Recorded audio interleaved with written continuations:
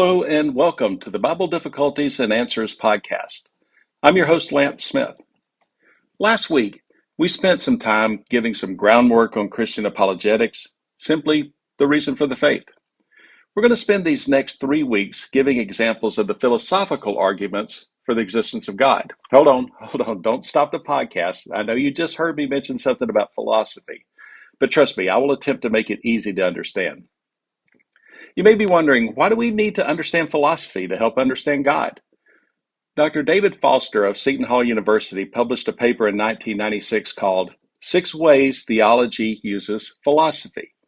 I'm not going to go through the whole paper here, but suffice it to say the first argument gives a nice foundation, and that is philosophy is a preamble to understand God. This means that, as Foster writes, and I quote, philosophy is a preamble to theology by refining concepts such as God, soul, substance, person, nature, justice, evil, and good, close quote.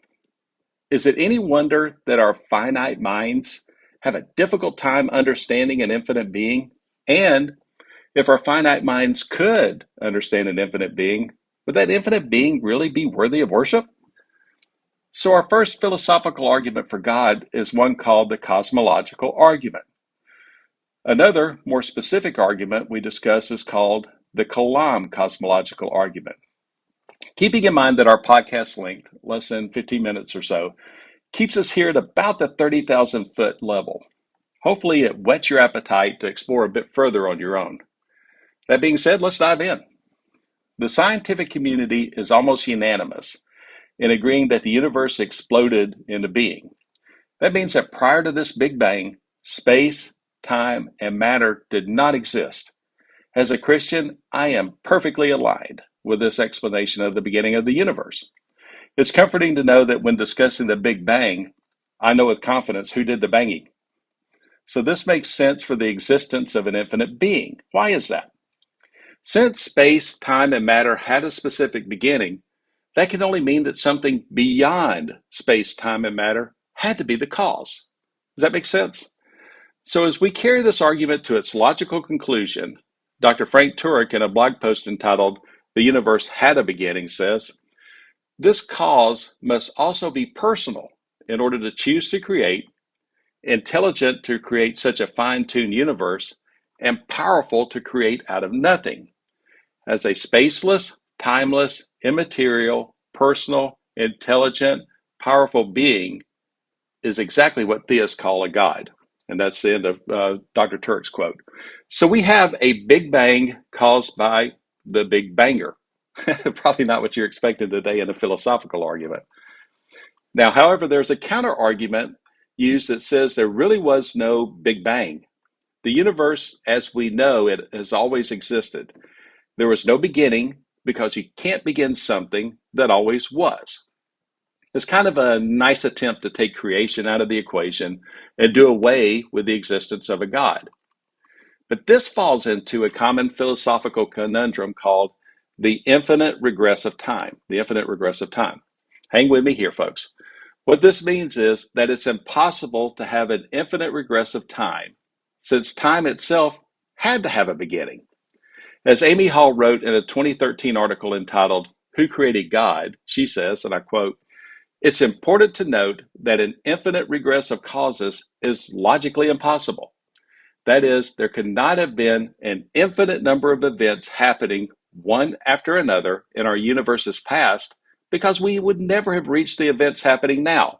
There was a beginning," close quote. So what's she saying here? Simply, if there were an infinite number of days before today, as we're sitting here listening to this podcast, then today would have never gotten here. An infinite number of days before today would never have allowed us to get to today. Therefore, since today is here, that can only mean that there were a finite number of days before today's podcast. That can lead to only one inescapable conclusion, that time had a beginning, and something outside of time had to begin it. Hence the cosmological argument for the existence of God. And I think that was kind of fun. Now let's dive into an even more specific cosmological argument for God, and this is called the Kalam cosmological argument. And this is a fun one. One of the preeminent Christian scholars specializing in this field resides in the metro Atlanta, Georgia area, Dr. William Lane Craig. If you want to dive into a deep hole of scholarship regarding the Kalam cosmological argument, you can do no better than his website called Reasonable Faith. Now let's describe briefly what Kalam is and what the Kalam cosmological argument is. Kalam is the science which is concerned with firmly establishing religious beliefs by adducing proofs and with banishing doubts. The name Kalam is Arabic, and the Kalam cosmological argument is so very simple. It's only comprised of three parts. Number one, everything that begins to exist has a cause. Number two, the universe began to exist. Number three, therefore the universe has a cause. Again, I'll repeat. Number one, everything that begins to exist has a cause. Number two, the universe began to exist. Number three, therefore the universe has a cause. In essence, everything that we can see, touch, taste, smell, and hear exists. Since it exists, it has a cause. We can all agree with that. The universe is no different. It exists. So it had a beginning, which means it had a cause. As Dr. Craig adds in his October 23rd, 2022 blog post, Questions about the KCA, he writes, and I quote, "In speaking about the Creator, but in order to create the entire universe without a material cause, it must be unimaginably powerful." Close quote. So something so unimaginably powerful to create a universe from nothing, that gives us another philosophical underpinning for the existence of God. Now that may make sense for our universe, but some out there may be asking, what about the multiverse? Are we simply existing here in one universe out of many? And it's a popular topic in today's movies. Now, many folks today enjoy discussing the Marvel Cinematic Universe. And I'm going to use Wikipedia here for a couple of these.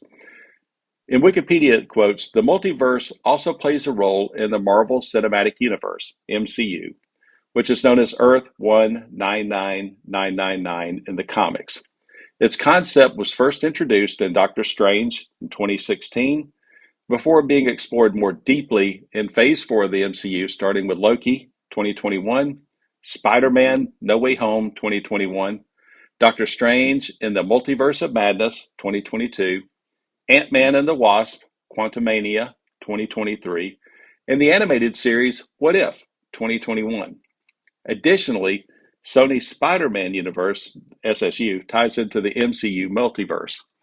Spider-Man Into the Spider-Verse 2018 and Spider-Man Across the Spider-Verse 2023 also tie into the multiverse, along with one more upcoming film in the series. So, now that we described a little bit about the multiverse and the MCU, how does it hold together? And I'm going to go back again to the Wikipedia article. The Marvel multiverse is protected from imbalance by the Living Tribunal, a vastly powerful humanoid cosmic entity who is one for the entire multiverse.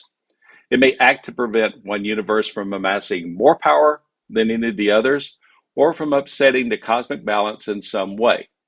This is the last sentence here. It is only overseen by the one above all, an omnipotent entity said to have created the entire Marvel multiverse. Now, close the quote. Did you catch that last sentence? It is overseen by the one above all, an omnipotent entity. What's an omnipotent entity that would be one above all? We call that God. Now, while that was a fun way to get into the multiverse, it also undergirds the issue with the multiverse as a whole. It's a God of the gaps argument that attempts to explain our origins without having a God, and it really fails. Now, did you realize, and I did not till I started researching this podcast, that the multiverse went as far back as the ancient Greeks? Marcelo Gleiser is a professor of natural philosophy, physics, and astronomy at Dartmouth College. On August 17, 2022, he wrote an article entitled, Why the Multiverse is a God of the Gaps Theory. Multiverses are said to exist due to one of two main causes, either inflationary cosmology or the superstring theory. The underpinnings of these causes are far too detailed for this podcast, but you can click on the link in the show notes if you'd like to research it a bit further. After delving into each of these areas, Gleiser concludes, but it should be clear that the multiverse, in a curious inversion, is playing the exact same role as the God of the gaps. God's existence is not provable by observations. The multiverse is not provable by observations. God explains the universe. The multiverse explains the universe. The multiverse then is a lot like God. That's weird, right? So no matter, and I'm closing a quote here, so no matter which way we go, Big Bang or the hypothetical multiverse, we're left with one inescapable conclusion that there is a God behind it. Now, when you started today's podcast regarding the philosophy of the existence of God, did you really expect to go into discussions about the Big Banger or the Marvel Cinematic Universe? The philosophy of understanding God to me is a lot of fun.